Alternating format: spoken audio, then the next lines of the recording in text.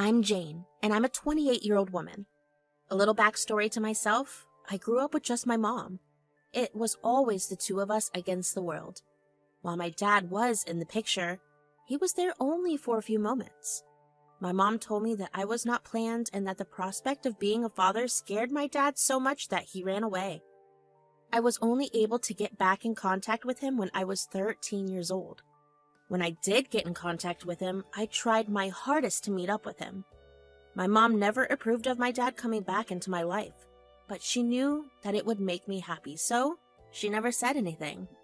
My dad never really tried to meet me, though. Every plan I made only turned into heartbreak. Pretty soon, I learned to let go of any hope I had about reconciling with him. It was because of the way my dad treated me, and how I saw my mom struggle to raise me, that I was sure from a very young age that I didn't want to have any kids. Kids took work and major commitment, and I didn't think I was strong enough to actually raise one. But then, I did go on to have a kid, and it was all because my ex-husband Robin convinced me to have one. I happened to meet Robin at our local coffee shop. I frequented it because it stayed open very late in the night and I needed coffee to stay up so I could study for my finals. I was in my senior year, while Robin had graduated the year before me. Anyways, he happened to be working on something and we were the only customers in the coffee shop. At some point, when we both looked exhausted and were taking a break from our scenes, Robin walked up to me. Rough night? Super rough. What about you? Let's just say if I could, I'd still remain a college student. The real world is brutal. Yeah, well, I'm pretty much dreading graduating this fall. Oh yeah? All the best. Which college do you go to, if you don't mind me asking? I go to Arizona State. Cool, that's where I graduated from. At least you'll get some good placements if your luck is good. That's reassuring, I guess. I'm Robin. What's your name? I'm Jane. Well, I have to get back to my sheets if I don't want to get fired tomorrow, but I'll be around a lot more often this month. Will I be able to run into you again? Oh yeah, for sure. I remember thinking that Robin was just such a great conversationalist. I felt pretty awkward during our first interaction, but he just had this air of confidence about him that just drew me to him. True to his word, I did see him around a lot more often. We would spend some nights sitting in our respective booths, doing our own thing until one of us took a break. We would have a little chat and go back to doing our own thing. Then that changed a little and we began to sit in the same booth. I don't remember how that change happened or when it did, but I felt super happy when it did. We got to talking a lot more. Finally one day, Robin asked me out, and the rest was history. Kidding, we dated for a good 3 years after that. Our relationship was great. We were always on the same wavelength about everything. We just never really had any quarrels. It was freeing to be with someone who understood me before I could even say a word. So when Robin did propose to me, it was only obvious that I said yes. A couple of months after we had our dream wedding, Robin asked me if I'd be willing to have a child with him. So, I've been thinking about something, and I wanted to ask you to consider what I'm about to ask you. Okay. I was wondering if you would like to start a family. No more than one child, I promise. Rob, you know how I feel about children. I know, and I know you feel that way because of your childhood, but come on. Just think about how nice it would be to have a little child who is the best of both of us running around our little home. That does seem very cute if I'm being totally honest, but still. That's a whole other human life that we'll be responsible for. What if we mess up? That's the beauty of it all. When you're so scared of messing something up, there's a big chance of you doing everything right. I still don't know. Why don't you think of it as a way to redo your childhood? You could do everything that your father never did for you with our child. Maybe you could find a way to heal then. You're making very valid arguments, but I don't want to make a life-altering decision impulsively. Why don't you give me a couple of days to think about it and then I'll tell you? Of course, darling. Take all the time you need. Robin's point about me being everything my father wasn't to me with our potential child struck a chord within me. Don't get me wrong, I still didn't want a child in any way, but it was a nice thought to have. As the day passed, Robin would keep checking on me to see what my decision was going to be. The thing was, no matter how much time I spent thinking about it, I could never come to a decision. I was still on the fence. Robin began to get frustrated with me. I just didn't see why we had to rush into having a child so soon. We were still very young, and I thought we could definitely wait another year or two to decide. But Robin didn't want to hear any of it. Finally, I gave in because I'd hoped that seeing Robin be a great parent would make everything worth it. I got pregnant pretty fast after I agreed to it. When I found out that I was pregnant, I was filled with dread. I was worried about how I'd manage everything. But Robin reassured me and promised me every time I was anxious that he would be right there by my side. And for the first trimester, he practically never left my side. But then, he started changing. He began to grow a lot more distant. He began to spend a lot more time working, and so he was out of the house for long periods of time. There were times when I was in so much pain and I had no one to help me out. I had no close friends around because they all moved out of state once they graduated, and my mom lived 3 hours away. She was a working woman, so it was not like I could ask her to drop everything to come cater to me. I expected at least some help from Robin, but he just disappeared. I tried talking to him several times, but he just seemed so closed off that I couldn't carry the conversation on. I spent many nights crying myself to sleep, but eventually, I became numb to the pain. I just wanted to be done with my pregnancy. I had hoped that when the baby finally arrived, Robin would come back to me, but that never happened. I was watching TV one morning. Everything was going usual when I felt a sudden cramp.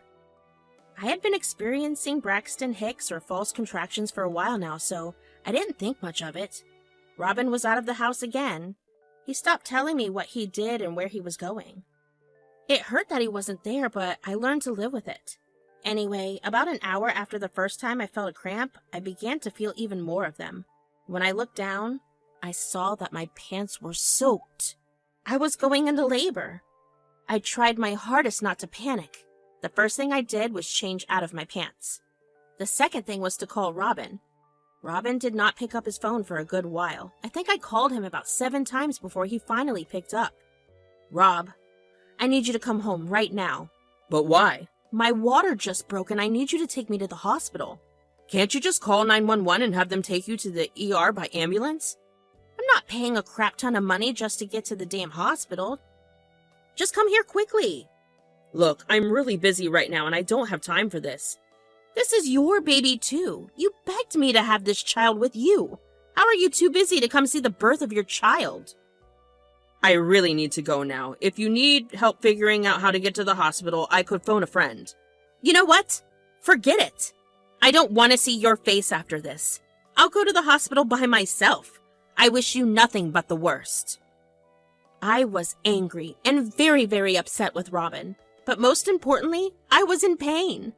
I needed to get to the hospital to have my baby, and I have no one near me to take me there. I got my hospital bag in the car and drove to the hospital myself. The hospital was a good 45-minute drive from my place. As the time progressed, my contractions only got worse. The more blinded by pain I became. I was sweating buckets. My clothes were entirely soaked with both sweat and other fluids. I was beyond uncomfortable. I wanted to do nothing more than sit down and cry for a good long while. How could Robin do this to me? I never wanted a child. He was the one who convinced me. As soon as I got pregnant, he stopped being the man I fell in love with. Suddenly, everything else mattered much more than me to him. Honestly, forget about all that. How could he let his pregnant wife who was going into labor drive across the city all by herself?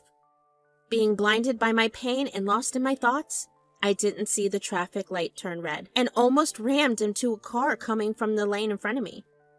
I got pulled over by a cop for running the light, and they took one look at my sweaty forehead and my wet pants before putting 2 and 2 together.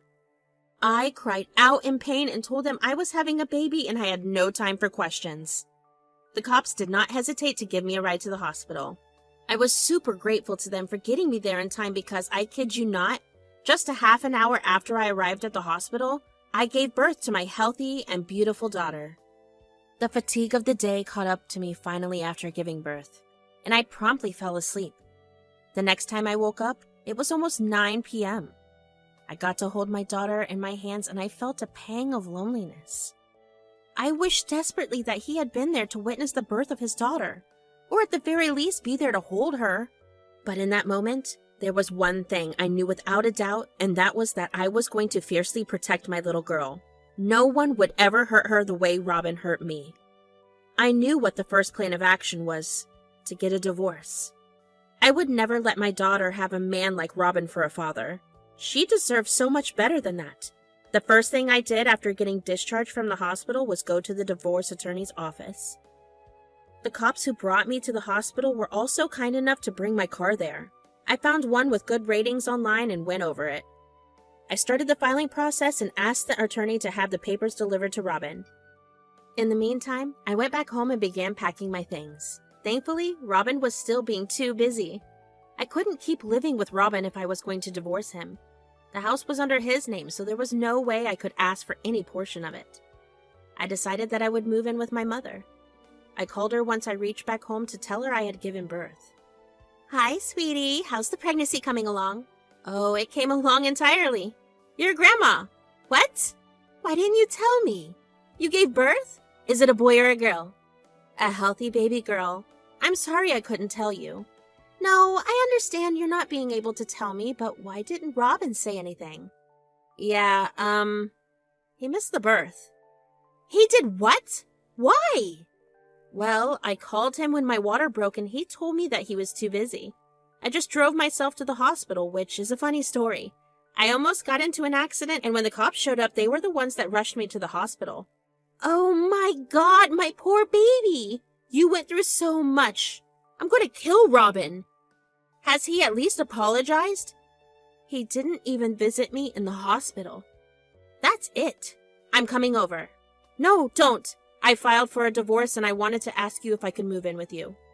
"That's my smart girl. Never settle for a man like Robin. You and your child deserve so much better than that. And of course, you can move in with me. I miss having my girl with me in this big, lonely house." "Stop it. I'll see you in a couple of hours. Be safe and congratulations again." My mother lived on the outskirts of the city, which was a good 3-hour drive away. I knew that traveling with a newborn was going to be a terrifying task, but it was something I needed to do to provide for my daughter with a good life. I strapped my baby in well and made sure that I had plenty of the essentials with me. When I finally reached my mom's place, I was beyond exhausted. However, seeing my mother tear up as she held her granddaughter was a sight I'll never forget. It made all the struggle and pain worth it. My mom made me freshen up and relax a little while she took care of the baby. It was the first time since I gave birth that I was truly at rest. The entire time I was at the hospital, my body was too busy recovering from the trauma of giving birth while my mind was trying to process Robin not being there with me. Now at my mom's place, I finally felt less alone. I felt supported, and that was all I needed to feel better. It took a couple of weeks to get used to Robin not being around. Some nights, when I watched my baby sleep, I would feel my heart hurt because Robin wasn't sharing the same moment with me, but I learned to grow out of the pain. I learned to focus everything I have on raising my child. It helped a lot that my mom helped me out too. About a month or so after I moved in with my mom, Robin and I got divorced officially. It was a bittersweet feeling. On one hand, it felt great to be rid of his toxic, abandoning self, but on the other hand, it felt infuriating to be left on this journey of parenthood by myself.